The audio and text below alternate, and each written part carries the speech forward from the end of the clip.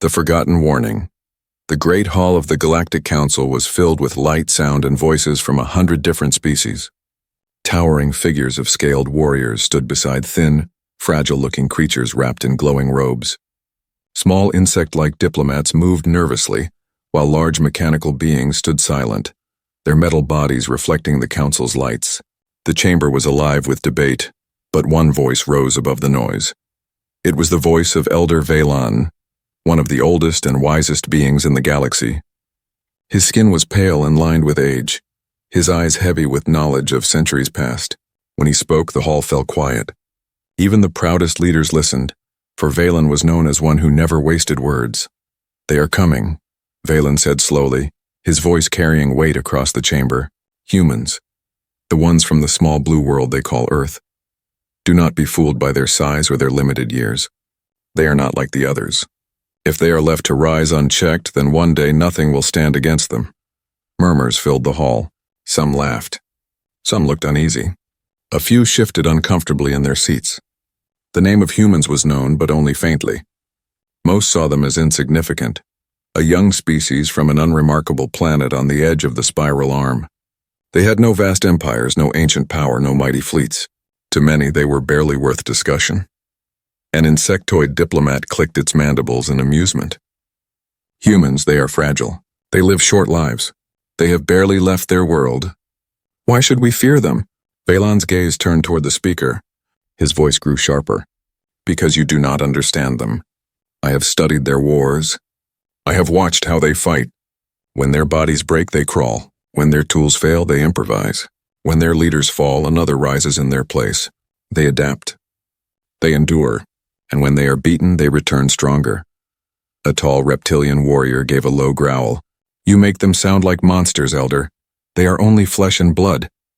"Exactly," Vaylon replied. "Only flesh and blood, and yet they rise again and again." "Do you not see?" "It is not their weapons that make them dangerous. It is not their numbers. It is their will. They refuse to surrender, even when all logic says they should. This is what makes them unstoppable." Laughter rolled through the chamber. Many leaders shook their heads. To them, the warning sounded like fear born from old age. A smooth-voiced alien from the Council of Traders leaned forward, smiling. "Perhaps the Elder has spent too much time studying the little humans. Perhaps he has forgotten that strength belongs to those with power and resources. Humans have neither." But not all were laughing. A few listened carefully. They remembered the reports of human battles on their home world. Wars that destroyed entire nations, yet humans rebuilt within a single generation. Soldiers who fought in hopeless conditions and still triumphed. Explorers who set sail across dangerous oceans with nothing but faith in the unknown. Vaylon's words carried a truth that gnawed at them. "Do you not see the pattern?" Vaylon pressed on. "Every trial they face only forges them harder. Every loss teaches them new ways to survive. Where others collapse, humans learn. Where others surrender, humans fight on. And one day when they reach the stars in full strength, you will remember this warning. By then it will be too late." The silence that followed was heavy. The chamber seemed colder. For a moment, even those who mocked him felt a shadow pass through their minds. But it did not last. The leader of the Serath Empire rose, his massive wings spreading wide in arrogance. "Enough of this fear. We are the masters of 10 systems. Do you think a world of fragile creatures will ever threaten us? Impossible." The chamber erupted again, voices clashing, debates returning. Some dismissed the Elder's words outright. Others argued that humanity might one day be useful as allies or slaves. Few, however, believed they were the threat that Vaylon described. The warning was spoken, and then just as quickly it was buried beneath laughter, pride, and disbelief. But the Elder did not laugh. He stood in silence, his old eyes filled with sorrow. He knew what was coming. He had seen enough history to know the signs. His people had survived because they listened to warnings others ignored. Yet now the council had chosen to close its ears. In the far corner of the chamber, another voice whispered quietly, unheard by most. "The humans will come, and when they do, the galaxy will tremble." The council ended that day with no action taken, no plan made, no defense prepared. The galaxy turned its attention back to its usual games of power and greed. Empires fought, traders schemed, and warlords plotted. And somewhere far away on a small blue world, humanity continued to grow. The humans did not know of the council. They did not know of the elders' warning. They only knew their own struggles, disease, famine, war, and survival. Yet with every hardship, they became stronger. Their ships reached higher into the sky. Their machines dug deeper into the earth. Their people dreamed of worlds beyond their own. The galaxy forgot the elders' words. But time would remember. And when the day came that humans crossed into the stars with fire in their hearts and steel in their hands, the memory of that warning would return. But by then, it would already be too late. The silent rise of humanity far away from the halls of the Galactic Council. The humans of Earth continued their struggle, unaware of the warning that had been spoken about them. Their skies were filled with storms, their lands torn by wars, their people divided by nations and borders. Yet despite this, they kept moving forward. Human history was full of fire. Entire cities had been destroyed by war, yet the survivors rebuilt on the ashes. Diseases had swept across continents, yet humans found cures refusing to vanish. Nature itself tested them with floods, earthquakes, and famine, but still they endured. Where other species might have broken, humanity only grew more determined. At first, their steps into the wider universe were small. They built machines that soared above their world, touching the edge of space. They sent fragile explorers into orbit, then to their moon. These missions seemed tiny compared to the fleets of ancient empires in the galaxy, but for humanity, each step was a victory. They learned quickly. Rockets that once failed were rebuilt stronger. Satellites that once burned in the atmosphere returned as swarms of machines circling Earth. Within a few generations, humans had mapped their skies, studied the stars, and dreamed of distant worlds. The galaxy did not notice. To most, humanity was still a quiet, primitive race locked to their small planet. But the few who remembered the elders' warning began to see signs. Reports trickled into the council from distant observers. A probe here, a broadcast there. Strange human signals carried through space, music, words, and images. Their voices traveled faster than their ships, announcing their presence to the stars. They do not hide, one observer whispered to her council. They sing into the void. Humans did not know that other civilizations were listening. They were simply curious. They reached for the stars not to conquer, but to learn. Yet that very curiosity, that refusal to be silent, unsettled those who remembered Valon's words. Years passed, and humanity advanced with alarming speed. Other species took centuries to rise from stone to steel, but humans leapt from primitive tools to nuclear fire in the blink of an eye. Their wars grew deadlier, but each war brought new inventions. Medicine, machines, engines, all born from conflict and survival. The galaxy was vast, and for now humans were small. But they had something many great empires had lost: hunger. A hunger to explore, to expand, to reach beyond their limits. On their fragile world, nations competed fiercely.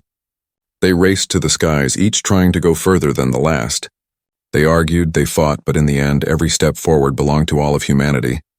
A ship on the moon was not just one nation's triumph. It was proof of what the species could do when it pushed itself to the edge.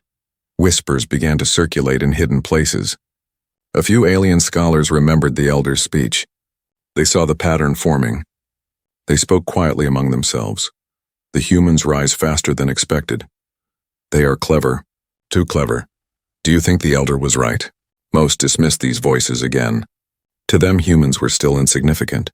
Empires stretched across thousands of stars. Fleets of warships guarded ancient borders. What threat could come from a small world still struggling with its own survival? But deep down, the unease was growing. The first signs of humanity's reach beyond Earth soon appeared. Machines, small unmanned explorers, left their home system. Probes drifted into the dark, carrying human symbols, maps, and even greetings to unknown life. It was a simple gesture, but it carried a dangerous truth. Humans were already imagining contact with others. When those probes were intercepted by alien scouts, the galaxy looked more closely. For the first time, many leaders turned their attention to Earth. They are searching, one alien captain said. They look for neighbors. Then let them look, replied his commander. By the time they find us, we will already be ready. But that was the mistake. Humans did not advance in slow, predictable steps. Their progress came in leaps, driven by desperation, fear, and ambition. Where others hesitated, humans risked everything. Their ships improved in decades, not centuries. Their weapons grew deadlier with each war. Their minds, restless and curious, refused to stop. On Earth, children gazed at the stars with wonder. Scientists worked late into the night, building engines to break the barrier of light. Pilots dreamed of flying further, faster, and in quiet laboratories, inventions were born that would one day change the galaxy forever. Still, the Council dismissed the threat. The Elder's voice had faded into memory. His warning was now a story told to students, nothing more than an old fear. Few believed it. Few cared. But Valon had been right. The silent rise of humanity was no longer silent. It was building, step by step, into something unstoppable, and the galaxy, blind in its pride, was not ready. First conflict, the galaxy had laughed at the Elder's words, and for many years the laughter seemed justified. Humanity remained small, tied to its fragile world, building ships that could not yet cross the stars. The great empires carried on as they always had, with wars, trade, and politics. Humanity was hardly a whisper in their minds, but whispers have a way of growing louder. It began when a small human fleet entered a sector claimed by the Dralith Dominion. The Dralith were an old warrior race, proud of their strength, their fleets, and their iron control over nearby systems. To them, humans were intruders, weak newcomers who had no right to wander beyond their place. A lone Dralith commander gave the order without hesitation: intercept and destroy. To him, it was no more than swatting insects. The human fleet was tiny, made of ships that seemed fragile compared to the vast war machines of the Dralith. Their weapons were crude by galactic standards, their armor thin, their engines untested. By all logic, they should have been crushed in minutes. But logic did not understand humans. The first volley of fire ripped into the human ships. Metal screamed, shields flickered, alarms howled. One ship exploded, torn apart in a flash of light. For a moment, it seemed the battle was over before it began. Yet the humans did not retreat. They did not surrender. Instead, they fought harder. Damaged ships pressed forward, their captains barking orders, their crews refusing to abandon the fight. Where one vessel fell, another moved to shield the rest. When their weapons overheated, they pushed them again, forcing them to fire beyond safety. When their engines faltered, they pushed every last reserve of power. The Dralith commander watched in growing disbelief. These humans should have fled. Any other young race would have scattered, begged for mercy, or surrendered to save their lives. But the humans only grew fiercer. They fight like cornered beasts, he muttered. No, worse. They fight as if death itself cannot stop them. The battle stretched on. Human ships burned, but even in fire they struck back. One crippled vessel rammed itself into a Dralith cruiser, tearing both ships apart in a blazing explosion. Another, with its weapons destroyed, used its last strength to block incoming fire from reaching its allies. Every loss only fueled the humans' will. They fought with a desperation the Dralith had never seen. And slowly, impossibly, the balance began to shift. The Dralith fleet was larger, stronger, older, but they were not prepared for an enemy that refused to accept defeat. One by one, their ships fell. Their commander shouted orders, but panic spread among his crews. The humans would not break. At last, the Dralith flagship suffered a critical blow.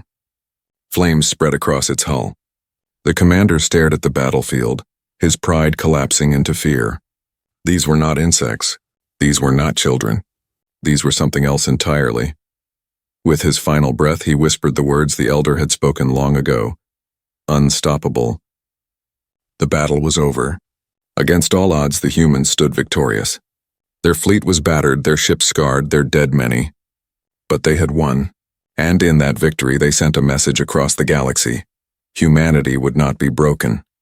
The news spread faster than fire and dry grass. Across the stars, alien empires turned their eyes toward Earth. Some were afraid, some were curious, and some were already planning.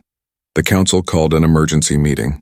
For the first time in decades, the chamber was filled with silence, not laughter. Reports of the battle played across the screens. Human ships burning, yet pressing forward, fighting with a fury no one could understand. Elder Valon, now frail and near the end of his life, sat in the shadows of the chamber. His voice trembled, but his words carried the same weight as before. I warned you, he said. I told you what they were. You thought them weak. You thought them small, but now you see. When pressed, humans do not run. They do not yield. They rise. No one laughed this time. Some called for action, demanding that humanity be destroyed before they grew stronger. Others whispered that such a thing was impossible, that to strike at humans would only make them fiercer. And only a few, suggested that perhaps the only path was alliance. But it was too late. The first conflict had already changed everything. Humanity was no longer a whisper. They were a storm gathering on the horizon. On Earth, the victory was celebrated not as conquest but as survival. Families mourned the lost, but their pride burned brighter. Soldiers told stories of courage, of friends who refused to abandon them, of captains who sacrificed everything for their crews. And in every corner of their world, one thought grew stronger. If we can survive this, we can survive anything. The galaxy had seen the truth. Humanity's first battle among the stars was not just a fight for territory. It was a warning, and this time no one could forget it. The unstoppable march, the first battle, was meant to be a lesson. The Draelith believed they could crush humanity and remind the galaxy that strength belonged only to the old empires. Instead, the opposite happened. The humans had survived. More than that, they had won, and from that day forward nothing was the same. On Earth, the victory was told and retold. It was sung in songs, printed in books, and whispered in stories by firelight. Children grew up hearing how their people, outnumbered and outgunned, had faced the great Draelith and had not broken. Families wept for those lost, but their pride grew stronger. Humanity had spilled its first blood among the stars, and it had not been in vain. In the years that followed, humans pushed outward with new fire. Their fleets grew larger. Their engines burned brighter. Their weapons sharpened with each design. They studied every lesson the battle had taught them, and they turned loss into progress. Where another species might have slowed down, fearful of drawing attention, humans pressed forward. They did not hide. They did not pause.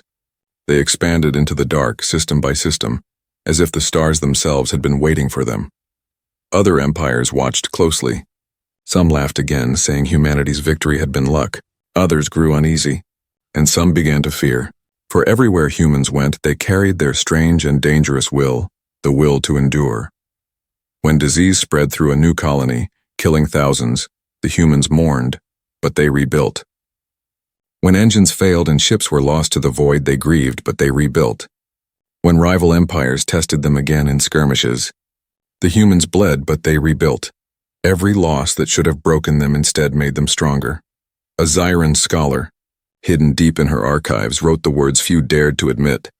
Humans are not like us. Where we avoid pain, they accept it. Where we fear death, they defy it. This is why they rise, the galaxy began to whisper. First in corners, then in open debates. Some called humanity cursed. Others called them blessed. But no one could deny what they saw. The humans were marching forward, unstoppable. It was not just their strength that unsettled the empires. It was their unity. Humans fought among themselves, yes, but when the galaxy threatened them, they stood together. Nations that had once been bitter enemies now shared fleets. Soldiers who once fought on opposite sides of Earth now trained together in orbit. Their disagreements did not vanish, but their loyalty to survival bound them as one. The elders of the council watched all this with growing dread. Valan's words echoed in their minds. They refused to surrender. They adapt. They endure. And now the proof was plain. The Draelith dominion, once proud, now feared them. Other empires tested humanity cautiously, but none dared a full war. Too many remembered the first battle. Too many had seen what humans could do when cornered. But humans were not only warriors. They were builders, thinkers, and dreamers. They sent explorers into uncharted systems, not just soldiers. They built colonies where others thought survival was impossible. Frozen moons, desert worlds, asteroid belts. Wherever life seemed hard, humans made a home. What drives them? One counselor asked aloud during a secret meeting. Why do they go where no one else will? An old scholar answered softly, because hardship is all they have ever known. To them, the impossible is only another challenge. The march of humanity spread stories across the galaxy. Traders told of human ships arriving with goods made from worlds others had abandoned. Soldiers spoke of battles where humans fought. Long after their defeat should have been certain, refugees whispered of human colonies that welcomed them when their own people cast them out. Slowly, fear began to mix with respect. The unstoppable march was not only a tale of war, it was a story of survival, of fire that never burned out. And though many still saw humans as dangerous, some began to see something more: hope. For in a galaxy ruled by ancient empires and endless conflict, the humans were different. They were not afraid to bleed, not afraid to fall, and not afraid to rise again. But not all saw this as a blessing. Some empires watched with anger. Some feared that if humanity continued, nothing would remain of their power. Plots began in the shadows. Plans were drawn. The question spread across every star system: should humanity be destroyed now while there was still a chance? The elders remembered their warning and they trembled. For now they knew the truth. Even if the galaxy united against humanity, it might not be enough. And still, the humans marched on. They did not know how much fear they inspired. They did not know how their name had become a shadow in the minds of rulers. They only knew their own path: to survive, to expand, and to push into the dark. Each world they claimed was a step. Each loss they endured was a lesson. Each victory was a promise. The unstoppable march of humanity had begun, and the galaxy, though it whispered and plotted, could not stop it. Too late to stop them. The galaxy had many chances to listen. The elders' warning had echoed through the council chambers long ago, but it had been dismissed as fear, as weakness, as old age. Even after the first conflict, even after the unstoppable march began, many rulers still believed they could contain humanity. They were wrong. By the time they acted, it was already too late. Humanity had spread like fire across the stars. Colonies rose on frozen moons, on burning deserts, and on shattered worlds others had abandoned. Fleets grew larger with each passing year, forged not from luxury but from necessity. Every ship carried the memory of struggle.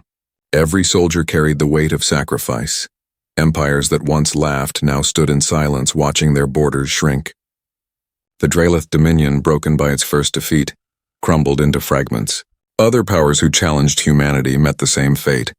They discovered too late what the Elder had known all along. Humans did not fear death. They feared only chains. The Council called one last desperate gathering. Leaders from across the galaxy filled the Grand Hall. Some demanded a united attack, a final war to crush humanity before it was too late. Others argued that such a war would only feed the fire. The debate raged for days, but in the end their words meant nothing, because outside those chambers the truth was already clear. Humanity had become a force no empire could match. Their ships moved in waves across the stars. Where they faced defeat, they returned in greater numbers. Where they suffered loss, they rebuilt stronger. Empires tried to starve them with blockades, but humans grew their food in steel habitats. Enemies tried to frighten them with destruction, but humans had already destroyed themselves in wars on their homeworld and risen again. One by one, ancient powers bent under their will. Some surrendered. Some begged for peace. Some vanished into dust. The elders who had once spoken with pride now sat in silence. Phelan, frail and near death, lived just long enough to see his words fulfilled. His eyes were heavy with sorrow, but also with grim truth. "I told them," he whispered to his last student. "They would not listen. And now the stars belong to the humans." On Earth, the story was told differently. Humans did not speak of conquest or domination. They spoke of survival. They spoke of reaching the stars to escape their own past, of uniting when no one thought they could. To them, every battle had been about endurance. Every world they claimed was not taken for glory, but for the chance to keep moving forward. And yet, to the galaxy, they were a storm. Alien scholars recorded the change in hushed tones. "The humans cannot be stopped," one wrote. "They are not the strongest. They are not the oldest. But they are the ones who rise again and again, and in the end, that is enough." In time, some empires sought peace with humanity. They sent envoys, offered alliances, and bent their pride. Humanity accepted some, ignored others, and kept moving. For the humans had learned a lesson from centuries of struggle. Trust slowly, fight quickly, never surrender. Whispers spread across every system. It is too late now. The unstoppable march had reached its final truth. Humanity no longer stood as the young race from a forgotten blue planet. They stood as a power that could not be denied.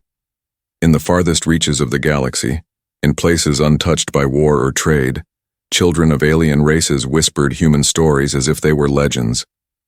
They told of soldiers who fought until their last breath, of explorers who crossed endless voids, of survivors who built homes where none should exist. To some, humans were heroes. To others, monsters. But to all, they were unforgettable. The galaxy trembled, but there was no turning back. The warnings had been given. The signs had been seen. The chance to stop them had long since passed.